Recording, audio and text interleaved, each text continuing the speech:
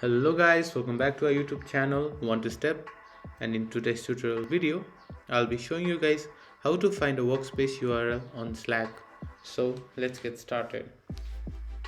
So guys, this is a very simple process. Just go on the left top corner.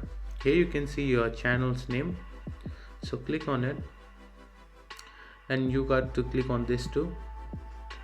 Here you can see your workspace name as well as your workspace URL. So you can just copy this, and once you paste it on Safari or Google, it will directly take you to your Slack website. So this way you can copy and share your workspace URL. I hope you guys liked today's tutorial video. If so, make sure to like and subscribe to our YouTube channel, and don't forget to press the bell icon. See you guys in the next video. Until then, peace.